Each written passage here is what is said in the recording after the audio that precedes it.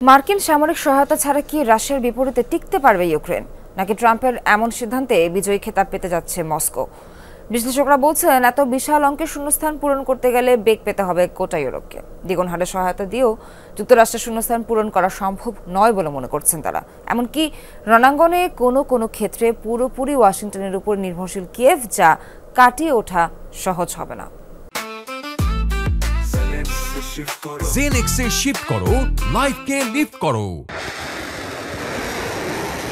Missile থেকে শুরু করে মর্টার, ট্যাঙ্ক থেকে শুরু করে হেলিকপ্টার, কি নেই কিয়েভকে দেয়া মার্কিন সামরিক সহায়তায়? 2022 সালে যুদ্ধ শুরুর পর থেকেই ইউক্রেনের সর্বোচ্চ সামরিক সহায়তাকারী দেশের তালিকায় শীর্ষে যুক্তরাষ্ট্র। জার্মান ভিত্তিক থিঙ্ক ট্যাঙ্ক কিয়েল ইনস্টিটিউটের তথ্যানুযায়ী গেল 3 বছরে কিয়েভের পেছনে প্রায় $120 বিলিয়ন ঢেলেছে ওয়াশিংটন, যার সিংহভাগই গেছে সামরিক সহায়তা খাতে। পরিসংখ্যান বলছে এ পর্যন্ত ইউক্রেনকে আনুমানিক $66 বিলিয়ন সামরিক সহায়তা দিয়েছে যুক্তরাষ্ট্র।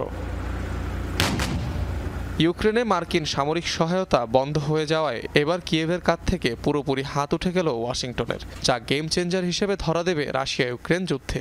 বিশ্লেষকদের মত, পর্যাপ্ত অস্ত্র সহায়তা না পাওয়ায় সক্ষমতা হারাবে জেলেনস্কি বাহিনী। রুশ সেনাদের বিপরীতে সর্বোচ্চ 3 থেকে 4 মাস টিকতে পারবে ফ্রন্ট লাইনে। যুক্তরাষ্ট্রের সহায়তা ছাড়া ইউক্রেন 3 থেকে 4 মাস টিকে থাকতে পারবে, খুব বেশি হলে তা 6 মাস পর্যন্ত গড়াতে পারে। কিন্তু ক্ষেপণাস্ত্র বা আকাশ প্রতিরক্ষার ব্যবস্থার বিস্ফোরকের ক্ষেত্রে বিপাকে পড়তে হতে পারে, কেননা পেট্রিয়ট মিসাইল সিস্টেমের বিস্ফোরক তৈরির সক্ষমতা ইউরোপের নেই। এটা শুধু যুক্তরাষ্ট্রই পারবে। তবে বিশাল এই শূন্যস্থান কি পূরণ করতে পারবে ইউরোপ? এমন প্রশ্নের বিপরীতে বিশ্লেষকদের উত্তর নেতিবাচক।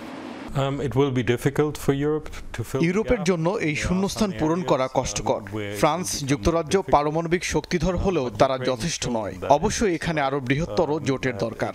এখানে এমন দেশে দরকার যারা রাশিয়ার বিরুদ্ধে ফ্রন্ট লাইনে, যারা মস্কো থেকে হুমকি পাচ্ছে। জার্মানি এমন দেশ হতে পারে, কেননা তাদের এখন নতুন সরকার।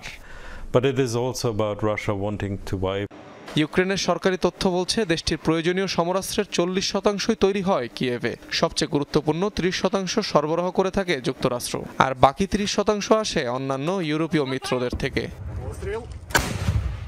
অনিক রহমান, যমুনা নিউজ।